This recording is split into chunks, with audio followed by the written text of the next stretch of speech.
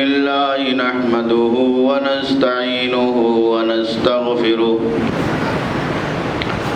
ونعوذ بالله من شرور أنفسنا ومن سيئات أعمالنا من يهده الله فلا مضل له ومن يضلل فلا هادي له وأشهد أن لا إله إلا الله وحده لا شريك له وأشهد أن محمدا عبده ورسوله أما بعد فإن خير الحديث كتاب الله وخير الهدي هدي محمد صلى الله عليه وسلم وشر الأمور محدثاتها وكل محدثة بدعة وكل بدعة ضلالة وكل ضلالة في النار فأعوذ بالله من الشيطان الرجيم بسم الله الرحمن الرحيم يا أيها الذين آمنوا اتقوا الله حق تقاته ولا تموتن إلا وأنتم مسلمون يا أيها الناس اتقوا ربكم الذي خلقكم من نفس واحدة وخلق منها زوجها وبث منهما رجالا كثيرا ونساء واتقوا الله الذي تساءلون به والأرحام إن الله كان عليكم رقيبا يا أيها الذين آمنوا اتقوا الله وقولوا قولا سديدا يصلح لكم أعمالكم ويغفر لكم ذنوبكم ومن يطع الله ورسوله فقد فاز فوزا عظيما وقال تعالى في مقام آخر أعوذ بالله من الشيطان الرجيم بسم الله الرحمن الرحيم فأما عاد فأهلكوا بريح صرصر عاتية سخرها عليهم 7 ليال و8 أيام حسوما فترى القوم فيها سرعى كأنهم أعجاز نخل خاوية اللہ رب العالمین جس نے ہمیں اور آپ کو اس کائنات میں توحید اور سنت کی دولت سے مالا مال فرمایا ہے اور اس ایمان عظیم کو عطا فرمایا ہے جو ہمارے اور آپ کے لیے دنیا کی سب سے بڑی قیمتی اور اہم ترین دولت ہے کہ اللہ رب العالمین کا ہم سب پر اس کا بہت ہی بڑا فضل و احسان ہے جس کی وجہ سے ہم اور آپ اللہ رب العالمین کی جتنی بھی شکر گزاری کریں کفر اور الحاد سے دور رہیں اور اللہ رب العالمین کی حمد و ثنا بزرگی بڑائی کبریائی بیان کریں یہ ہمارے اور آپ کے لیے اس کے مقابل میں بہت ہی کم بلکہ کم سے کم تر ہے۔ اللہ رب العالمین کی بے شمار حمد و ثنا کے بعد اس کائنات میں بھیجے گئے مختلف انبیاء کرام حضرت آدم علیہ السلام سے لے کر کائنات کے تمام پیغمبروں اور نبیوں پر بالخصوص خاتم الانبیاء امام الانبیاء سید الاولین والآخرین محمد عربی جناب محمد الرسول اللہ صلی اللہ علیہ وسلم پر اور آپ کے تمام آل و صحاب پر، ازواج و ذریات پر بے شمار درود و سلام نازل ہو، جنہوں نے زندگی کی اس راہ میں اللہ رب العالمین کے دین کے لیے بہت ہی محنت مشقت اور جد و جہد کی، اور اللہ رب العالمین کا یہ پیارا دین اس دنیا کے اندر قائم فرمایا۔ میرے دینی بھائیوں، قرآن مجید کی ایک آیت کریمہ خطبہ مسنونہ کے بعد آپ حضرات کی خدمت میں پیش کی گئی ہے، جس میں اللہ رب العالمین نے قوم عاد کا تذکرہ کیا ہے، اور اسی طریقے سے قرآن مجید کی دوسری آیتوں میں اللہ رب العالمین نے ان تمام قوموں کا اس روئے زمین پر تذکرہ فرمایا ہے جن کے پاس آسمانی کتاب کو اور مختلف نبیوں کو ان کے علاقوں کے اعتبار سے، ان کی زبانوں کے اعتبار سے اور ان کی بولیوں کے اعتبار سے اللہ رب العالمین نے اس کائنات میں بھیجا تھا، تاکہ وہ شرک اور کفر کے دلدل سے نکل کر کے ہدایت کے راستے پر قائم ہو جائیں۔ لیکن جب ان قوموں نے اللہ کے نبیوں کی بات کو ٹھکرا دیا، اللہ رب العالمین کی ہدایت اور آسمانی کتابوں کی ہدایت کو ماننے سے انکار کر دیا، تو اللہ رب العالمین کے عذاب میں گرفتار کر دیے گئے۔ اللہ رب العالمین کی ناراضگی آئی اور اسی روئے زمین پر وہ تہس نہس کر دیے گئے، برباد کر دیے گئے، ان کی بستیوں کو اللہ رب العالمین نے اجاڑ دیا۔ آپ قرآن مجید پڑھیں گے تو اس آیت کریمہ کے علاوہ بہت ساری آیتیں ہیں جس میں اللہ رب العالمین نے گزشتہ قوموں کا تذکرہ فرمایا ہے، جن قوموں کے پاس اللہ رب العالمین نے مختلف نبیوں کو اور رسولوں کو بھیجا تھا، اور جن کے اوپر اللہ رب العالمین کا عذاب، اللہ رب العالمین کا غیظ و غضب اس کائنات میں آیا۔ عمومی طور پر قرآن مجید نے 3 باتوں کا تذکرہ کیا ہے جس کی وجہ سے اس روئے زمین پر ان قوموں کے خلاف اللہ رب العالمین کا غیظ و غضب نازل ہوا۔ سب سے پہلی بات کہ ان لوگوں نے مرسلین کی اور نبیوں کی باتوں کی تکذیب کی اور اس کو جھٹلا دیا۔ قوم نوح سے لے کر کے قوم فرعون تک اور بعد کی قوموں تک اللہ رب العالمین نے جہاں جہاں قرآن مجید میں عذاب کا تذکرہ فرمایا ہے تو اس بات کا اللہ رب العالمین نے ذکر کیا ہے کہ ان لوگوں نے نبیوں کی بات کو جھٹلا دیا۔ تکذیب المرسلین، فاما عاد فکذبت الرسل، قوم عاد نے رسولوں کو جھٹلا دیا، رسولوں کی تکذیب کر دی۔ قوم نوح کے بارے میں بھی اللہ رب العالمین نے یہی بات بیان کی۔ قوم سمود کے بارے میں بھی اللہ رب العالمین نے اسی بات کا تذکرہ کیا۔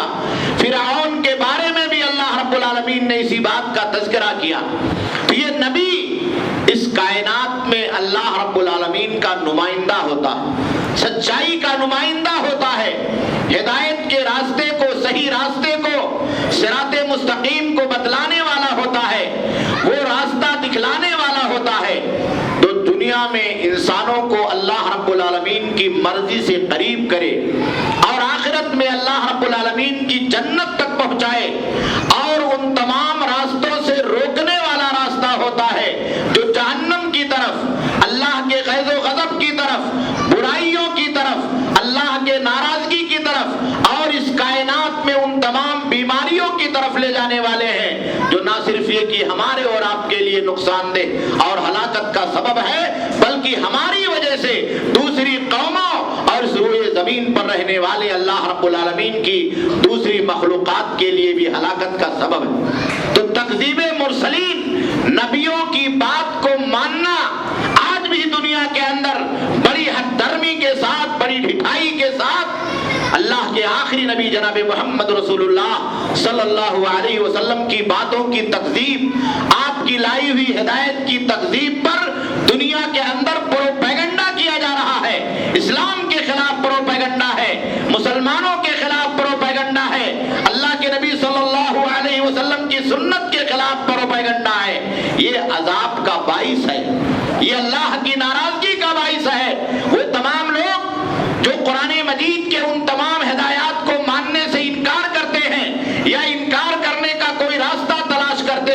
یا اس سے نکلنے کا جمہوریت کے نام پر یا کسی اور نام پر یا اس دنیا کے اندر سیکولرزم کے نام پر اسلام کی سچی ہدایت کو چھوڑنے کے لیے آمادہ اور تیار ہوتے ہیں، تو یہ ساری باتیں اللہ رب العالمین کی ناراضگی کا اور اس کے غیظ و غضب کا ذریعہ۔ پرانی قوموں نے یہی کیا تھا کہ جب آسمانی کتابیں آئیں تو آسمانی کتابوں کو جھٹلا دیا، کہا یہ اللہ کی کتاب نہیں ہے، یہ اساطیر الاولین ہے، یہ پہلے لوگوں کے قصے اور کہانیاں ہیں، یہ نبی کی طرف سے جادوگری کی باتیں ہیں، سحر آمیز باتیں ہیں۔ چنانچہ اللہ کا عذاب آ گیا، نبیوں نے جو ہدایت کی باتیں ان کے سامنے پیش کی تھی اس کو جھٹلا دیا۔ اس لیے اس روئے زمین پر مسلمان بھی اللہ رب العالمین کا نمائندہ، اسے چاہیے کہ وہ اللہ کی باتوں کو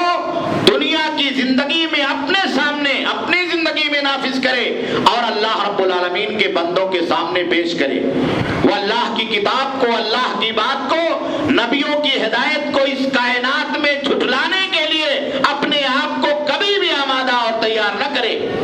اس کی طبیعت میں ایمان کا جذبہ ہونا چاہیے، قبولیت کا جذبہ ہونا چاہیے، اطاعت کا جذبہ ہونا چاہیے، سچائی کو لینے کا جذبہ ہونا چاہیے، آسمانی ہدایت کی روشنی میں اپنی زندگی کو چلانے کا جذبہ ہونا چاہیے۔ آج بڑی مشکل بات ہے کہ ہمارے اور آپ کے گھروں سے بھی عملی طور پر اسلام کو رفتہ رفتہ خود ہماری وجہ سے نکالا جا رہا ہے۔ اللہ کے نبی صلی اللہ علیہ وسلم کی سنت کو نکالا جا رہا ہے، اسلام کی باتوں کو، اسلام کے احکام کو نکالا جا رہا ہے، اور بہت ساری ایسی چیزوں کو ہم اور آپ ایسے کلچر کو، ایسے تہذیب کو اختیار کرنے کے لیے اس کائنات میں اپنے آپ کو آمادہ اور تیار پاتے ہیں جو نبیوں کی لائی ہوئی ہدایت کی باتوں کو جھٹلانے کے مترادف۔ اور تکذیب کے بعد ہلاکت کا جو دوسرا بڑا سبب تھا وہ اس روئے زمین پر ظلم تھا، چاہے وہ ظلم کفر کی شکل میں ہو، الہات کی شکل میں ہو، اللہ کی وحدانیت کا، اللہ کی ربوبیت کا، اللہ کے وجود کا، اللہ کی بادشاہت کا، اللہ کے طاقت و قوت کا، اللہ کے تصرف کامل کا اس کائنات میں انکار ہو، یا اسی طریقے سے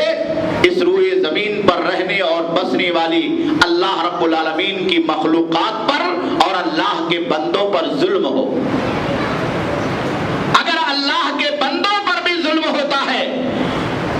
طاقتور کمزوروں کو ستانے کے لیے، غالب قومیں کمزور قوموں کو دبانے کے لیے، ایک بڑی اکثریت چھوٹی اکثریت کو، اقلیت کو دبانے کے لیے اس دنیا کے اندر اپنے طاقت کا استعمال کرتی ہے، ظلم و تشدد کا استعمال کرتی ہے، جبروت اور قوت کا استعمال کرتی ہے، تو یہ اللہ کے عذاب کو دعوت دینے کے مترادف ہے۔ چاہے وہ عذاب اس کائنات میں اللہ رب العالمین کی طرف سے دنیا کے اندر کسی بھی شکل میں ہو، پرانی قوموں کو جو عذاب دیا گیا اس عذاب کی شکل میں ہو، یا نئی نئی آفتوں اور بیماریوں کی شکل میں اس دنیا کے اندر اللہ رب العالمین کے غضب و غضب کا نزول ہو، ظلم کی وجہ سے، بربریت کی وجہ سے، اس دنیا کے اندر حقوق کی اللہ کے بندوں کو دبانے کی وجہ سے، پامالی اور سرکشی کی وجہ سے اللہ کا عذاب ضرور آتا۔ اللہ رب العالمین نے قرآن مجید کے اندر بیان فرمایا وَتِلْكَ الْقُرَىٰ أَهْلَكْنَاهُمْ لَمَّا ظَلَمُوا وَجَعَلْنَا لِمَهْلِكِهِمْ مَوْعِدًا، کہا کہ ان بستی والوں کو ہم نے ہلاک کر دیا جب یہ لوگ ظلم پر آمادہ ہو گئے، جب انصاف تھا، امن و امان کا بول بالا تھا، دوسرے کے حقوق کی پامالی نہیں کی جاتی تھی، تو اس روئے زمین پر اللہ رب العالمین کی طرف سے امان کی فضا قائم تھی، اللہ کا عذاب اللہ کے بندوں سے دور تھا۔ اور جب ان لوگوں نے بستیوں میں ایک دوسرے کے اوپر ظلم ڈھانا شروع کر دیا، اللہ کا کفر کرنا شروع کر دیا، وَجَعَلْنَا لِمَهْلِكِهِمْ مَوْعِدًا، اور ان کے ہلاک کرنے کے لیے ہم نے ٹائم فکس کر دیا۔ اللہ نے بتا دیا کہ عذاب آنے والا، اب بچاؤ، بلاؤ، پکارو جس کو پکارنا ہے، اپنی طاقت کو، اپنی قوت کو اکٹھا کرو، اپنی فوجوں کو، اپنے جبروت کو، اور اس دنیا کے اندر جتنے بھی وسائل ہے اکٹھا کر لو، اللہ کا عذاب کل آنے والا ہے، اللہ کے عذاب کو کوئی ٹال نہیں سکتا۔ تو یہ ظلم بھی اس کائنات کے اندر، چاہے وہ کفر کی شکل میں ہو جو ہماری اور آپ کی بستیوں میں اللہ کے اس روئے زمین پر اللہ کے انکار کی شکل میں ہو رہا ہے۔ ایک انسان اس دنیا کے اندر اللہ رب العالمین کی طرف سے وجود پاتا ہے، اللہ کی نعمت کا استعمال کرتا ہے، کائنات کا انتظام و انصرام وہ اپنی کھلی آنکھوں سے دیکھتا ہے کہ وہ اللہ رب العالمین کے ہاتھ میں ہے، اس کی مٹھی میں ہے، پھر بھی وہ جان بوجھ کر اللہ کی طاقت کا، اللہ کی قوت کا، اللہ کی ربوبیت کا، اللہ کی بادشاہت کا، اللہ کو ماننے کا انکار کرتا۔ یہ ظلم اس کائنات کے اندر بہت دیر تک نہیں چلنے والا، ایسی بستیوں کو اللہ رب العالمین تہوبالا کر دیتا۔ اور تیسری چیز جو قوموں کی ہلاکت کا اس دنیا کے اندر سبب بنی، وہ اللہ رب العالمین کی دی ہوئی نعمتوں کی ناشکری۔ اللہ رب العالمین نے اس کائنات میں انسانوں کو، اپنے بندوں کو بہت ساری نعمتوں سے مالا مال فرمایا، اور اس میں دو نعمت بہت بڑی نعمت ہے جو انسان کو اس کائنات میں اللہ رب العالمین نے عطا کی ہے۔ ایک مال کی نعمت اور دوسرے صحت کی نعمت۔ یہ دونوں چیزیں انسان کی زندگی کے لیے اور انسان کی بقا کے لیے بہت ہی ضروری ہیں۔ مال کی بہت ساری شکلیں اللہ رب العالمین نے اس کائنات میں عطا کی ہیں، چاہے وہ غذا کی شکل میں ہو، غلے کی شکل میں ہو، پھلوں کی شکل میں ہو، یا ہماری اور آپ کی ان کمائیوں کی شکل میں ہو جو روپے، پیسے اور کرنسی کی شکل میں، آمدنی کی شکل میں اللہ رب العالمین کی طرف سے ہمیں اور آپ کو روز بروز دیا جا رہا، اور اس کے ذریعے سے اس دنیا کے اندر ہم اللہ رب العالمین کی بے شمار نعمتوں کا، اللہ رب العالمین کی بے شمار انعامات کا اس کائنات کے اندر فائدہ اٹھاتے ہیں۔ تو ایسے موقع پر، ایسے موڑ پر ایک مومن بندے کی ذمہ داری، ایک انسان کی بحیثیت انسان ذمہ داری ہے کہ وہ اس روئے زمین پر اللہ کا مخلوق ہے، اس روئے زمین پر اللہ کی روزی کو کھا رہا ہے، کہ وہ اللہ رب العالمین کی شکر گزاری کرے۔ جس نے نعمت عطا کیا ہے اس نعمت کو اللہ رب العالمین کی طرف لوٹائے اور منسوب کرے، اللہ رب العالمین کی حمد و ثنا بیان کرے، اللہ رب العالمین کے سامنے اپنے سر کو جھکائے، اپنے ماتھے کو ٹیکے، اپنی پیشانی کو اللہ رب العالمین کے سامنے سجدہ ریز کرے، تو اس کی شکر گزاری اس کائنات کے اندر ادا ہوگی۔ میرے بھائیوں، میرے دوستو، آج ہمیں اور آپ کو کتنی نعمتیں ملی ہوئی ہیں، کتنے انعامات اللہ رب العالمین کے ہماری اور آپ کی زندگی میں ہیں،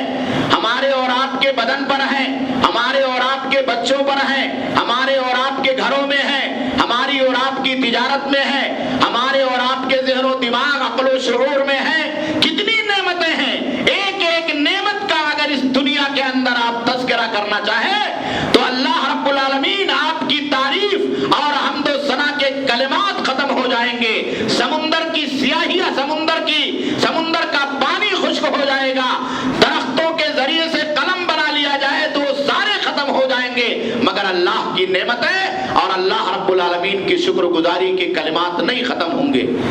آپ صرف زمین کو لے لیجئے، کتنی بڑی نعمت، اس میں کتنا ٹھہراؤ، ایک سیکنڈ کے لیے اگر زلزلہ آ جائے تو ہماری آپ کی بستیوں میں، ہماری اور آپ کی زندگی کے اندر کتنا بھوچال پیدا ہو جاتا، کتنا انقلاب پیدا ہو جاتا ہے، کتنی دہشت طاری ہو جاتی ہے۔ یہ آسمان کا سایہ جو ہمارے اور آپ کے سروں کے اوپر چھت کی طرح سے ہے، اس میں اللہ رب العالمین نے سورج کو، چاند کو، کہکشاؤں کو اللہ رب العالمین نے بنایا ہے۔ اگر اس کا نظام لمحے بھر کے لیے درہم اور برہم ہو جائے تو ہماری اور آپ کی زندگی کا کیا ہوگا،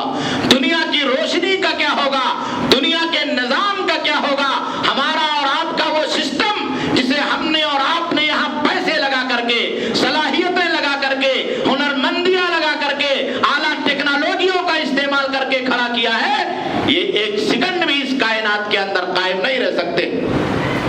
تو اللہ رب العالمین کی نعمتوں کی شکر گزاری، قرآن مجید کے اندر اللہ رب العالمین نے ان بستیوں کا، ان قوموں کا تذکرہ کیا ہے، کانت آمنۃ مطمئنۃ یاتیھا رزقھا رغدا من کل مکان، کہا کچھ بستیاں اس روئے زمین پر ایسی تھی جہاں اللہ امن و سکون کی فضا قائم کی تھی. یاتیہا رزقہا رغدا من کل مکان, اور ہر طرف سے اللہ رب العالمین کی جانب سے کشادہ روزی ان بستی والوں کو دی جاتی تھی. بڑے خوشحال تھے, عیش اور انعام کی نعمت کی زندگی گزر رہی تھی. نہ کھانے اور پینے کی تکلیف تھی, نہ بچوں کے زندگی گزارنے کی کوئی تکلیف تھی, اور نہ دنیا کے اندر اپنے آپ کو ترقی کے بلند معیاروں پر لے جانے کے لیے اس کائنات میں کوئی رکاوٹ تھی. ساری نعمتیں کھانے کی شکل میں, پیسے کی شکل میں, نہروں کی شکل میں, گھروں کی شکل میں, جنگلات کی شکل میں, پھل اور فروٹ کی شکل میں, صحت و تندرستی کی شکل میں, اولاد کی شکل میں, خوشحالی کی شکل میں اس روئے زمین پر اللہ رب العالمین نے ان کو عطا کیا. ذمہ داری یہ تھی کہ وہ صرف اللہ رب العالمین کی شکر گزاری کرے, اللہ کی عبادت کرے, اور اس منعم حقیقی کو پہچانے جو ان نعمتوں کا مالک و مختار ہے, ان نعمتوں کا عطا کرنے والا ہے. چاہے تو منٹوں کے اندر, سیکنڈوں کے اندر ہمیں اور آپ کو اس دنیا کے اندر مالا مال کر دے, اور چاہے تو سیکنڈوں سے کم لمحے کے اندر مالا مال انسان کو اس دنیا کے اندر کنگال کر دے. لیکن ان لوگوں نے ان نعمتوں کو اللہ رب العالمین کی طرف نہیں لوٹایا. یہ سمجھے کہ یہ ہمارے عقل کا کمال ہے, ہم نے بڑی سوجھ بوجھ سے کمایا, ہم نے بڑی محنت سے کمایا ہے, ہم نے اپنی ہنرمندی سے کمایا ہے, ہم نے ٹیکنالوجیوں کا استعمال کر کے اس دنیا کے اندر ان نعمتوں کو سمیٹا ہے. اگر ہم ایسا نہ کرتے تو ایسا نہ ہوتا, ویسا نہ کرتے تو ویسا نہ ہوتا, یہ روزی ہم کو نہیں ملتی. یہ اللہ کو بھول گئے, مالک حقیقی کو بھول گئے. فکفرت بانعم اللہ, انہوں نے اللہ کی نعمتوں کو ٹھکرا دیا, ناشکر گزاری کے اندر لگ گئے, تو اللہ رب العالمین نے ساری روزیوں کو بند کر دیا. روزی کے جتنے دروازے تھے ان سارے دروازوں کو اللہ رب العالمین نے ان کے اوپر بند کر دیا. فَأَذَاقَهَا اللَّهُ لِبَاسَ الْجُوعِ وَالْخَوْفِ, قرآن مجید نے بیان کیا کہ اللہ نے ان کو بھوک مری کے سخت عذاب میں مبتلا کر دیا, اور خوف اور دہشت کے سخت عذاب میں مبتلا کر دیا. اللہ کا عذاب آ گیا, اور اس طریقے سے یہ نعمتیں ان کی زندگی سے غائب ہو گئی, چھین لی گئی, ان کے گھروں سے یہ نعمتیں اٹھا لی گئی, اور اگر وہ نعمتیں موجود ہیں تو اس کی برکتوں کو اللہ رب العالمین نے ختم کر دیا. اس میں اللہ رب العالمین کی طرف سے جو رحمت نازل ہوتی تھی اس رحمت کو اللہ رب العالمین نے اٹھا لیا. تو یہ تین بنیادی اسباب ہیں جس کی وجہ سے قوموں کے اوپر اللہ رب العالمین کا اس روئے زمین پر عذاب آیا. چاہے وہ قوم نوح ہو, چاہے وہ قوم عاد ہو, چاہے وہ قوم سمود ہو, چاہے وہ قوم فرعون ہو, چاہے وہ قوم شعیب ہو, چاہے وہ قوم لوط ہو, یا دوسرے نبیوں کی قومیں ہوں جن لوگوں نے نبیوں کی تکذیب کی, اس روئے زمین پر ظلم کو بڑھاوا دیا, اور اس روئے زمین پر اللہ کی نعمتوں کو پانے کے بعد اس کی شکر گزاری نہیں کی, ان نعمتوں کی ناشکری کرنے کے اندر لگ گئے, تو اللہ رب العالمین کا عذاب آ گیا, اور اللہ رب العالمین کا غیظ و غضب ان کے اوپر دنیا کی زندگی کے اندر ہلاکت کی شکل میں نازل ہو گیا. اسی طریقے سے اللہ رب العالمین نے دو تین قوموں کا اور تذکرہ کیا ہے قرآن مجید میں. قوم شعیب کا اور قوم لوط کا بھی اللہ رب العالمین نے تذکرہ کیا. قوم لوط کی عادت یہ تھی کہ وہ بدفعلی کے برے اور گھناؤنے کام کو محفلوں کے اندر انجام دیتے تھے, اور استکبار فی الارض, اس روئے زمین پر تکبر میں گرفتار تھے. اللہ رب العالمین نے قرآن مجید کے اندر بیان فرمایا کہ وَتَأْتُونَ فِي نَادِيكُمُ الْمُنْكَرَ, کہاں جہاں محفل ہوتی تھی, جہاں لوگوں کا اجتماع ہوتا تھا, جہاں لوگ اٹھتے اور بیٹھتے تھے, اسی جگہ پر یہ برائی کرنے کے اندر لگ جاتے تھے. جہارن برائی کرنا یہ اللہ کے عذاب کو اس دنیا کے اندر فوراً دعوت دینے کے مترادف. جن قوموں نے اس روئے زمین پر جہارن برائی کی, کھلم کھلا برائی کی, اور اس برائی کے اندر انہوں نے اپنے آپ کو اس طریقے سے ملوث کر لیا کہ ان کے آنکھوں کا پانی بھی گر گیا,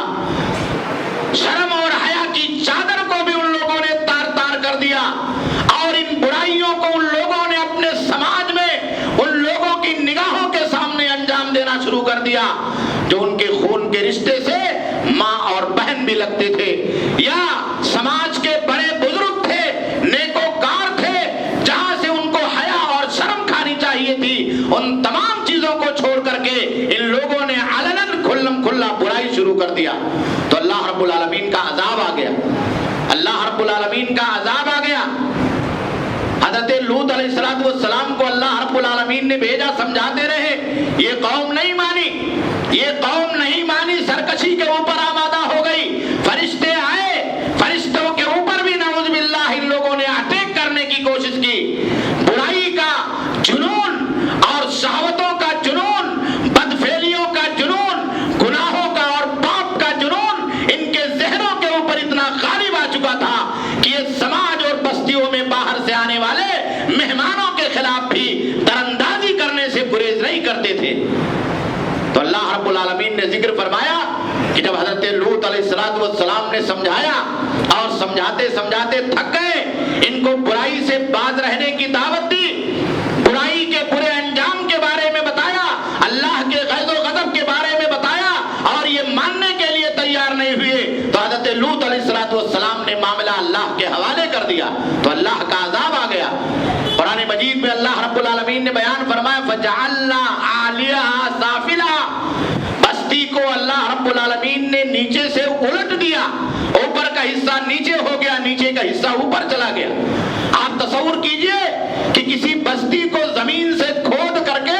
الٹ دیا جائے، پلٹ دیا جائے، ہمارے اور آپ کے مکانات الٹ جائے، تہس اور نہس ہو جائے، وَأَمْطَرْنَا عَلَيْهِمْ حِجَارَةً مِّن سِجِّيلٍ، اور آسمان سے اللہ رب العالمین نے پتھروں کی بارش پے در پے اور پے ہم نازل فرما دی، تہس نہس کر دیے گئے، برباد کر دی اسی روئے زمین پر۔ قوم لوط کے نشانات آج بھی ان بستیوں میں موجود ہیں جہاں یہ لوگ رہتے تھے، اللہ کا عذاب آیا اور تہس نہس کر دیے گئے، برباد کر دیے گئے۔ میرے بھائیوں، برائی کو جہارن انجام دینا، فحش کاریوں کو انجام دینا، اللہ کے آخری نبی جناب محمد رسول اللہ صلی اللہ علیہ وسلم نے بیان فرمایا کہ میری امت کے اندر بھی خسف ہوگا۔ خسف کا مطلب ہے زمین کو دھسا دیا جانا، خسف ہوگا، خسف کا مطلب ہے کہ اوپر سے کوئی عذاب آئے، کسی چیز کو پھینک کر کے مارا جائے،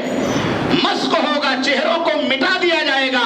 خنزیر اور بندر بنا دیے جائیں گے، مکروہ چہروں کے اندر، خوفناک چہروں کے اندر ان کے چہروں کو تبدیل کر دیا جائے گا۔ تو صحابہ کرام نے پوچھا کہ اللہ کے نبی صلی اللہ علیہ وسلم یہ کب ہوگا اور کن لوگوں میں ہوگا؟ تو اللہ کے نبی صلی اللہ علیہ وسلم نے بیان فرمایا اذا ظہرت القینات والمعازف وشربت الخمور، کہا جب ناچنے اور گانے والیوں کا، بینڈ باجوں کا دور دورہ ہو جائے گا